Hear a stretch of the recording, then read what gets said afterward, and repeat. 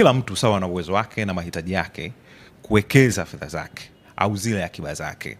Na sisi sasa UTT jukumu letu ni kusimamia ule uwekezaji kwa niaba yake. Kwa hiyo mpaka sasa hilo ndio jukumu letu kubwa, kwa maana ya kwamba ni wasimamizi wa uwekezaji kwa niaba ya wawekezaji kupitia mifuko yetu ya uwekezaji wa pamoja. Kwa hiyo sasa hivi tuna mifuko kadhaa ambayo inakidhi mahitaji tofauti ya wawekezaji, iko 6. Nadhani tutakavyokwenda mbele tutaifahamu zaidi kwa mapana yake. Tukienda katika ile kauli unaosema kila mtu na uwezo wake wa kifedha na kiuchumi, hebu tuanze na mtu ambaye ni wa chini kabisa wa kipato cha kawaida, ambaye anaweza sasa akaingia huku na akapata faida. Yes, swali zuri sana. Moja ya sababu ya kuwa na mifuko ya uwekezaji wa pamoja ni hiyo, ya kuwezesha kila mtu, hasa wale watu ambao wana vipato vidogo vidogo, ambao kwa namna moja au nyingine wanapata changamoto ya kwenda na kuyafikia masoko ya uwekezaji. Kwa hiyo mifuko ya uwekezaji wa pamoja inakuja kutatua hilo tatizo sasa, kwamba kila mtu sawa na uwezo wake na kiwango chake anaweza akashiriki. Ninapozungumzia masoko ya mitaji, tunazungumzia bidhaa kubwa 3 kwa muktadha wa soko letu la Tanzania. Tunazungumzia uwekezaji kwenye hisa, uwekezaji kwenye hati fungani, na huku kwenye masoko ya mifuko ya uwekezaji. Sasa kwenye hizi sehemu nyingine kunaweza kuwa kuna changamoto za aina fulani fulani, kwa maana kiwango cha kuanza kuwekeza, urahisi wa kutoka na vitu vingine. Lakini tukianza kwenye viwango vya kuanza kuwekeza, hasa kule kwenye hati fungani, vinakuwa ni kidogo, ni vikubwa. Kwa mujibu wa taratibu wa soko letu unaanza na milioni 1. Sasa sio kila mtu ana uwezo wa milioni 1 kwa mkopuo. Ndio. Sasa ukija kwenye mifuko yetu ya uwekezaji wa pamoja, viwango vya chini kabisa vya kuanza kuwekeza, mfano kuna mfuko wa kujikimu ni shilingi 5,000. Okay. Kwa hiyo hii sasa inampa kila mtu ambaye ana kipato, hawezi kushindwa kuwekeza shilingi 5,000 wakati wote atakapohitaji. Tuna mfuko unaitwa Wekeza Maisha. Huu unaanza na shilingi 8,340. Kwa hiyo ni kiwango ambacho kinahimilika. Tuna mfuko wa Umoja ambao unaanza na shilingi 10,000.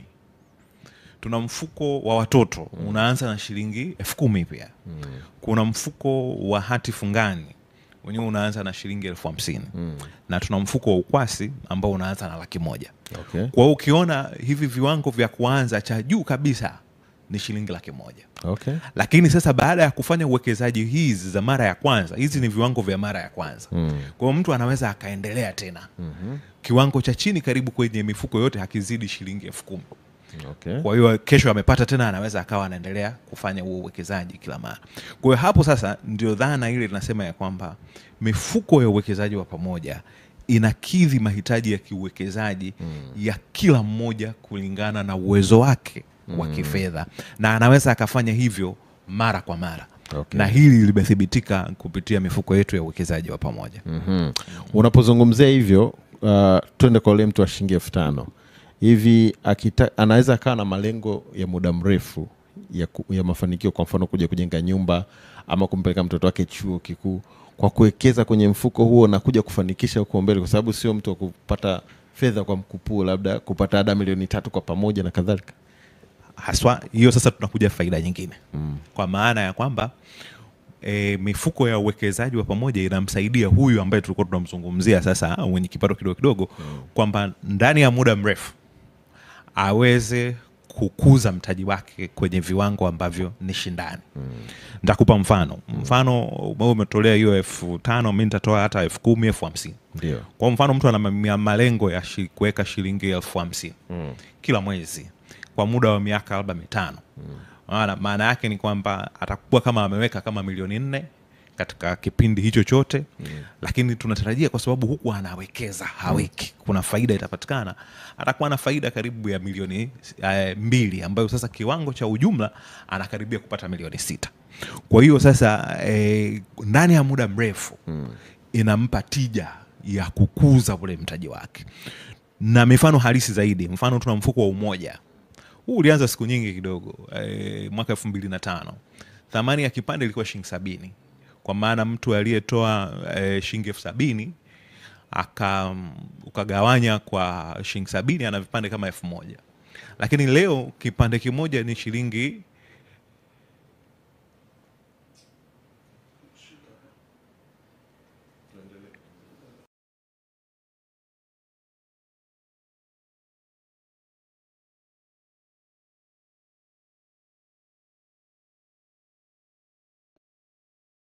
zimekuwa zaidi ya mara 10 ya kila alichokiwekeza. Kwa kama alikuwa na 70,000 sasa hivi ana shilingi 1,140,000 na kitu elfu. Kwa hiyo utaona ya kwamba ndani ya muda mrefu au wakati wawekezaji wanapata fursa ya kukuza mitaji yao, hasa wale wawekezaji wadogo, na hatimaye wakatimiza ndoto zao kama hizo unasema za kujenga, kupeleka watoto shule na kadhalika. Sasa umegusia mmoja kati ya mifuko ambayo ipo kwa elimu zaidi, mtu ndio katika mifuko mingine slow kwa sababu sema kumbe tutakuja kuicheck sasa wapate kuifahamu.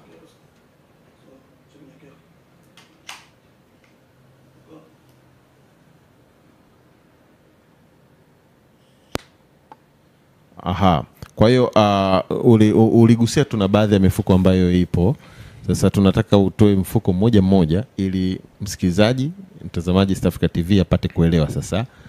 Mfuko huu unafanyaje, unawekeza vipi na unapata vipi na kadhalika, ili tuelewe. Sawa. Nitaelezea hiyo mifuko kama ulivyoshauri, lakini nitaelezea msingi wa hii mifuko kidogo, kwa maana ya kwamba kabla ya kwenda kuielezea mmoja. Sisi tunaandaa hii mifuko ili kukidhi malengo tofauti ya wawekezaji wetu. Kwa hiyo tunaangalia mwekezaji anahitaji nini. Okay. Na sisi sasa baadaye ndio tunaitengeneza ili kukidhi yale malengo yake ya kiuwekezaji. Sasa kwenye kuwekeza kuna malengo tofauti, lakini sisi tumeweka makubwa mawili mfano. Kuna lengo la kukuza mtaji. Okay. Na lengo la kupata mapato ya mara kwa mara. Kukuza mtaji maana yake ni nini? Maana yake ni kwamba nina jambo nataka kulifikia, lakini hiyo fedha sina. Mfano ulitoa kujenga nyumba, kupeleka mtoto shule na kadhalika. Kwa hiyo huyu mtu anawekeza kidogo ili akuze mtaji, atimize ndoto zake. Okay. Kwa hiyo hii ndio tunaita lengo la kukuza mtaji. Sasa Pili, tuna watu ambao wana malengo ya kupata mapato ya mara kwa mara. Hawa tunalenga wawekezaji ambao wamepata fedha za mkupuo. Kastaafu, kauza mifugo yake, kauza mazao yake, na kupitia hiyo sasa amepata fedha.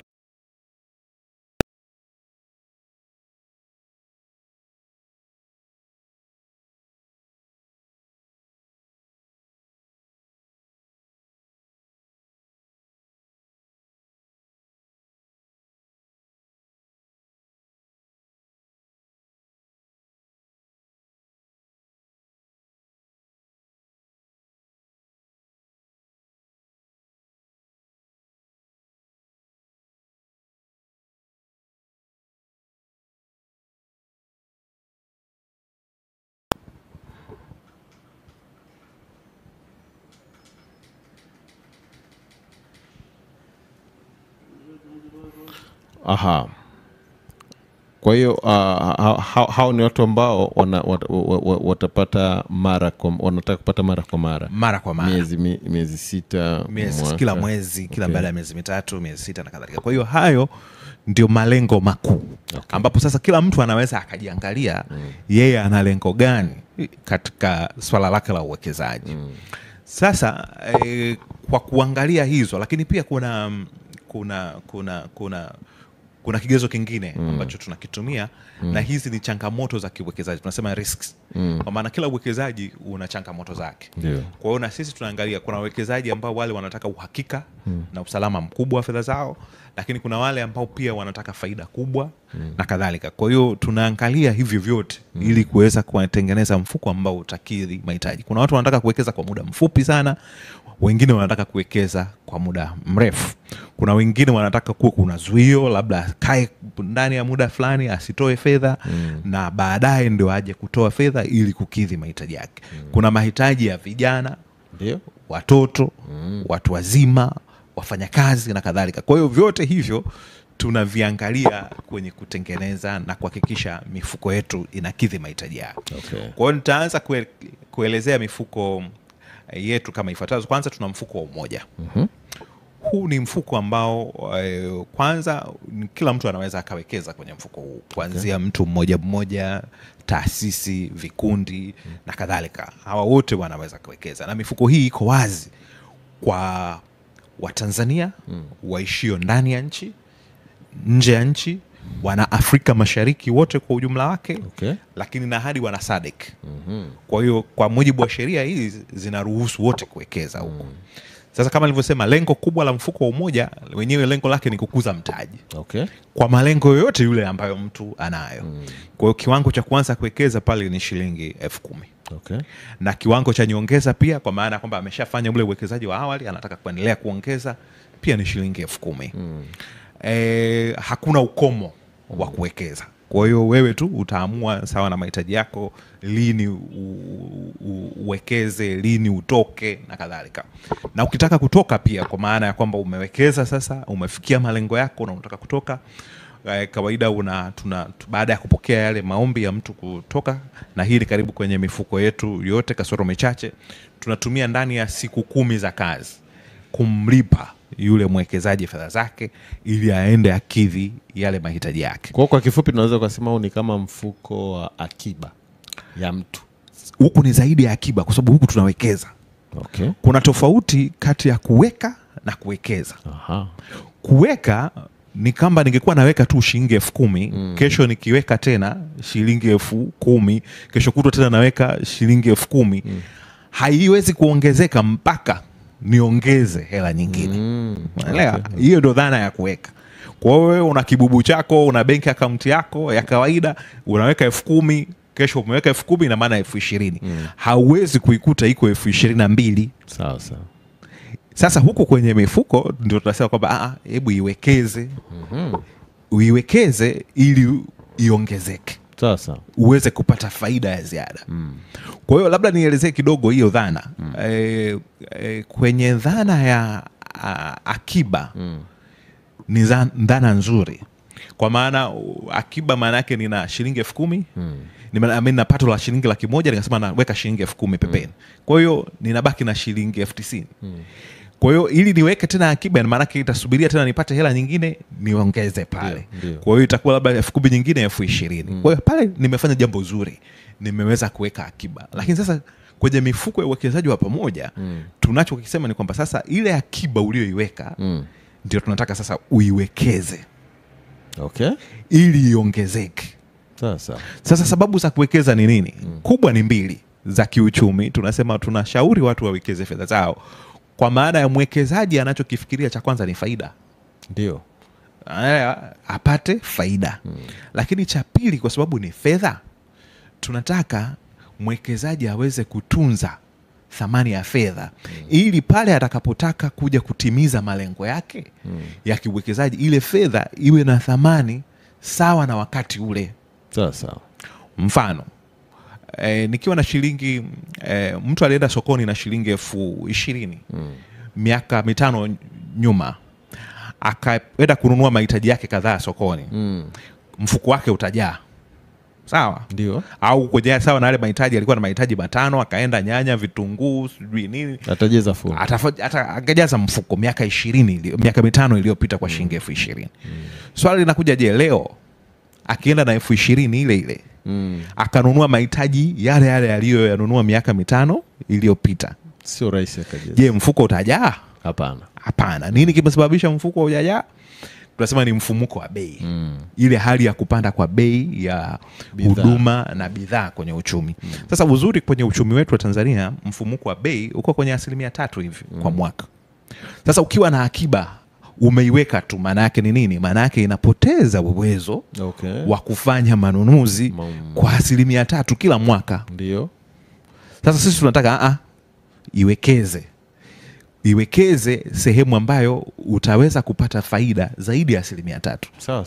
Sasa ukipata 3% faida kwa mwaka, maana yake wewe umetunza tu thamani. Ndio. Kabisa. Maana lakini sasa tunataka uende mbele upate faida. Kwa hiyo na huko kwenye mifuko sasa ya uwekezaji ndio tunasema kuna faida nzuri na shindani ya wastani wa 12% hadi 15%. Sasa utakuwa umeweza kutunza thamani ya fedha yako, lakini wakati huo huo umeweza kupata faida. Kwa hiyo hiyo ndio dhana, kwa maana ya kwamba ya kiuchumi, kwa nini watu wawekeze. Kwa hiyo huku kwenye mifuko ya uwekezaji wa pamoja ni zaidi ya kuweka, watu wanawekeza. Kwa hiyo nilikuwa naelezea sifa za mfuko wa Umoja. Sasa hapo kwenye mfuko wa Umoja nitatoa mfano kama yule mtu aliyewekeza shilingi 70,000 mwaka 2005, leo hii ana shilingi milioni 1,144,000. Angekuwa ameiweka tu, maana yake ingebaki 70,000, au kama angekuwa ameweka sehemu nyingine inawezekana hata ile 70,000 isingekuwepo. Lakini sasa huko kwa sababu alikuwa anawekeza, ndio hiyo faida imeweza kupatikana na imeongezeka. Kwa hiyo hiyo ndio dhana ya uwekezaji.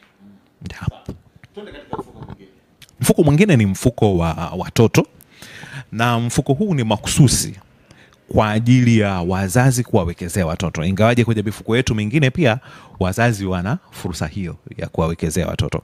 Sasa lengo kubwa ni kuwawezesha wazazi na walezi kuanza mapema kuandaa mahitaji ya shule ya mtoto, hasa kuanzia ngazi ya sekondari mpaka chuo kikuu. Kwa hiyo sisi tumeweka utaratibu kwamba kwa mujibu wa sheria za nchi mtoto ni mwenye chini ya miaka 18. Kwa hiyo yoyote mwenye chini ya miaka 18 anaruhusiwa kumwekezea. Lakini tunataka wazazi waanze mapema kuwekeza kwa ajili ya elimu ngazi ya sekondari mpaka chuo kikuu. Tumeweka kiwango cha chini cha kwanza kuwekeza ni hiyo shilingi 10,000. Na mzazi anaweza akawekeza mara nyingi awezavyo kulingana na kipato chake. Lakini tumeweka kasharti kadogo kwamba endapo huyu mtoto anayewekezewa ana chini ya miaka 12, mzazi au mlezi haruhusiwi kutoa. Kwa hiyo huyu mtoto ana miaka 3, ana miaka 4, ana miaka 7, utakapoanza kumwekezea kidogo kidogo wekeza, akifikisha umri wa miaka 12. Kwa nini tunasema umri wa miaka 12? Tunatarajia amemaliza elimu ya msingi, anaenda sasa elimu ngazi ya sekondari. Kwa hiyo hapa inakupunguzia wewe mzazi, tayari una milioni 5, una milioni 6, unatoa mahitaji yake kama ni ada na mahitaji mengine kiasi, unagharamia elimu yake au mahitaji ya kielimu yanayomhusu, huku ukiwa unaendelea na lile zoezi bila kukupa wewe stress. Na hiyo 10,000 maana yake anataka kuongeza, anaongeza kulingana na kiwango chake. Kama ana kiwango cha nyongeza ni hiyo 10,000, lakini kama ana milioni, ana 200,000, ana 500,000, anaweza akafanya hivyo kila wakati. Na hapa mzazi ataendelea kuwekeza mpaka mtoto atakapofikisha umri wa miaka 24. Ndio ukomo wa mzazi kuwekeza. Sasa miaka 24 ni mtu mzima. Kama hata ameenda ngazi ya elimu ya juu na kadhalika, anaweza kufanya. Hapo tunazungumza kuna interest. Kuna faida. Sasa. Kuna faida. Sasa ile faida iliyopatikana anaitoa, anaenda kukidhi mahitaji yake. Na anaweza akaitoa wakati wowote. Lakini pia huyu ambaye ana miaka 13, 14, mzazi anaweza naye akaanza kumwekezea na ana uhuru wa kuitoa wakati wowote. Sasa mfuko huu unatatua matatizo ya aina mbili. Kwanza ya mahitaji ya kielimu. Lakini pili, tunataka wazazi na walezi wakijenga huu utamaduni wakakidhi mahitaji ya watoto ya shule, amemaliza. Moja ya changamoto kubwa ni mitaji, ili watu waweze kufanya shughuli mbalimbali za kiuchumi. Sasa kupitia mfuko huu pia unaenda kutatua hilo. Kwa hiyo ameenda, amesoma vizuri, ana milioni 3 imebaki. Huyu alikuwa na ujuzi fulani, anaweza akapewa ile kama zawadi sasa ya ziada, kwamba bwana, hebu anza shughuli yako. Kwa hiyo mtaji pale, kama mtaji umepatikana, na anakidhi mahitaji yake ya kimaisha na maisha yanaendelea. Kwa hiyo kwenye mfuko wa watoto sisi tunasema ni zawadi inayodumu, kwa maana mzazi kampa mtoto elimu,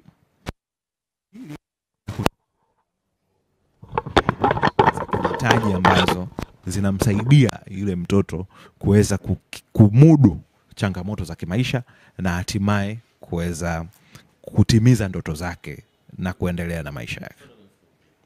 Mfuko mwingine tuna mfuko wa hati fungani au bond fund. Sasa kwanza unawekeza sehemu salama, kwa maana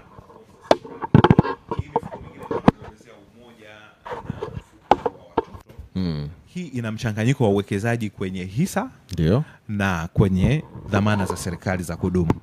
Kwa hiyo huku kuna kwenye hiyo mifuko miwili ya awali tunasema hatari za uwekezaji ni za wastani, kwa sababu kuna ile hali ya kupanda na kushuka. kwa thamani ya uwekezaji kulingana na soko linavyokwenda. Sasa tuna mifuko miwili ambayo yenyewe inawekeza sehemu salama sana. Ambapo sasa huku tunasema zile changamoto kwa maana riski ni ndogo. Kwa hiyo hapo tuna mfuko wa hati fungani na mfuko wa ukwasi.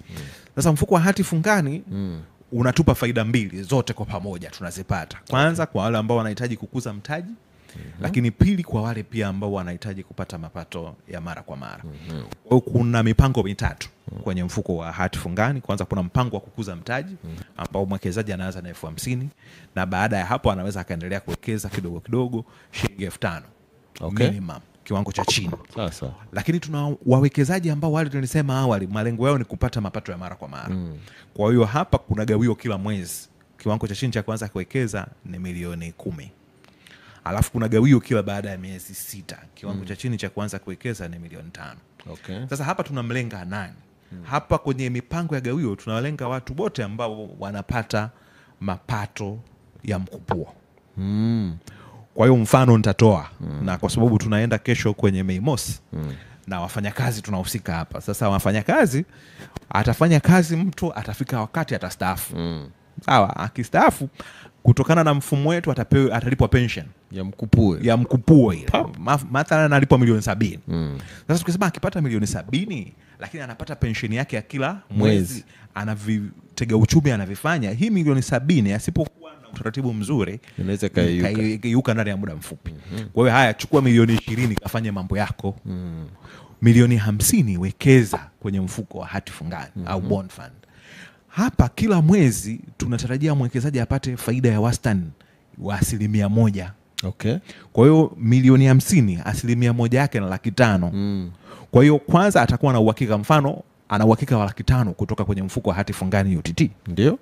Kwa hiyo hili ni pato ambalo analitarajia kila mwezi. Na milioni 50 yake iko pale imetulia pale pale. Pili ana uhakika wa kupata pension kutoka mfuko wa hifadhi ya jamii, say 800,000. Kwa hiyo 800,000 ongeza 500,000, milioni 1,300,000. Ndio. Lakini ana 300,000 nyingine kutoka kwenye vitega uchumi vyake vingine. Kwa hiyo milioni 1,600,000. Huyu mtu anapata utulivu kwa sababu anakuwa na mapato tofauti. Ndio. 800,000, 500,000, 300,000. Kwa hiyo tayari anaweza akakidhi mahitaji yake. Na mindset yake namwambia ile 50 yake iko pale. Kwa hiyo kwanza ana utulivu wa fikra kwa maana milioni 50 yake ipo kwa sababu kuna ile raha tu ya kujua kwamba ile hela ipo. Lakini pili ana uhakika wa hayo mapato. Lakini sio lazima sasa awe mstaafu. Hapa tumetolea mfano mstaafu. Kuna ndugu zangu ni wakulima.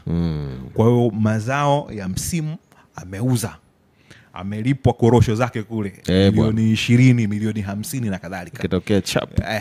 Anaiwekeza. Kuna wafugaji, unaelewa, wanauza mifugo yao. Kwa hiyo baadhi ya zile fedha zao za mkupuo wanazirudisha kwenye uwekezaji wao wa mifugo, lakini sehemu nyingine ya kuwekeza anaweza akaileta huko ikamsaidia kupata kipato cha mara kwa mara. Vijana wako wananiambia kuna wakubeti, mtu anabeti mara moja milioni 80. Na hao wengine wa namna hiyo. Kwa hiyo yoyote yule ambaye anapata mapato ya mkupuo na anafikiria wapi akawekeze, basi UTT tupo kwa ajili ya kuweza kuhakikisha hilo linatokea. Na huyo ni mtu ambaye akifika time sasa anahitaji ile mbegu yake, kile alichokiwekeza, kwa maana ule msingi wake pia anaweza akatoa sasa.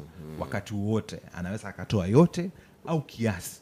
Kwa mfano huyu mtu amewekeza milioni zake 30, akaamua bwana, nimepata hapa baada ya miezi 3 napokea, lakini kuna jambo, fursa imetokea pale, nahitaji milioni 10. Kwa hiyo anaweza akaja akaitoa. Na hiyo ni moja ya faida kubwa ya kutumia mifuko ya uwekezaji wa pamoja, hasa kwa watu ambao wana mahitaji ya namna hiyo. Kwa maana tunasema huku kuna ukwasi wa kutosha. Kwa maana ukitaka fedha zako huna haja ya kusubiria fulani anunue. Unakuja unaleta meneja mwenyewe anachukua, ananunua, anakulipa, unaendelea na maisha yako ndani ya muda mfupi. Mwanzo nilisema ni ndani ya siku 10 za kazi kwa baadhi ya mifuko yetu, lakini tunajitahidi sasa hivi kuhakikisha ya kwamba tunazidi hicho. Kwa hiyo sasa hivi ni ndani ya siku 5-4 tunakuwa tumemlipa mwekezaji. Ufanisi zaidi. Sasa mfuko mwingine ni mfuko wa ukwasi ambao unaitwa liquid fund kwa Kiswahili ukwasi. Huu lengo lake ni kukuza mtaji. Na unalenga malengo ya uwekezaji ya muda mfupi sana hadi muda mrefu. Kwa hiyo huku unaanza kuwekeza kiwango cha chini shilingi 100,000. Kwa huku kuna usalama wa kutosha. Faida yake na yenyewe ni nzuri kwenye soko. Sasa hivi iko kwenye wastani wa 12% hadi 13% kwa mwaka. Na tunarudi pale pale ambao ni wastani wa 1% kila mwezi. Ndio. Kwa hiyo hapa kuna mtu ana fedha zake mfano. Anataka kuziwekeza kwa muda mfupi sana. Anaweza akawekeza hapa. Mfano mtu anataka kuwekeza hata kwa siku 10 tu. Anaweza akawekeza hapa. Mfano nataka nikupe mfano, mtu ana milioni 30 anataka kufanya jambo lake. Sasa ana milioni 30 yake anataka kufanya jambo lake. Anasema bana ngoja nisubirie lakini nitafanya baada ya siku 15 ili jambo. Usiache bure. Iwekeze. Sasa kwa mwezi 1% kwenye milioni 30, 1% ni 300,000 of course. Sasa nikiwekeza kwa siku 15 manake una 1,500,000. Nisingewekeza ningeipata. Usingeipata. Sasa 1,500,000 sijalipa bili ya maji. Umelipa? Bili ya umeme. Chap kabisa. Maisha yanaenda. Kwa hiyo hizi ni bidhaa za kifedha ambazo zinasaidia wawekezaji na Watanzania wote kwa ujumla kukuza na kupata kipato na hatimaye kufanya uwekezaji. Sawa. Labda Mr. Rahim, kuna mfuko mwingine? Mfuko mwingine ni mfuko wa kujikimu. Kwenye mfuko wa kujikimu wenyewe unatoa pia gawio na kukuza mtaji. Na huu tunalenga wawekezaji ambao wana malengo ya muda mrefu kidogo na wanaweza kubeba hatari za uwekezaji kwa wastani. Kwa hiyo hapa tuna mpango wa gawio kila baada ya miezi 3 na kila mwaka na mpango wa kukuza mtaji. Kwa hiyo nilisema kule kuna kiwango cha kwanza kuwekeza kuanzia shilingi 5,000 kwenye mpango wa kukuza mtaji. Kuna wale ambao wanataka gawio kila baada ya miezi 3 wanaanza na milioni 2 na wale wanaotaka gawio kila baada ya mwezi wanaanza kila baada ya mwaka wanaanza na milioni 1.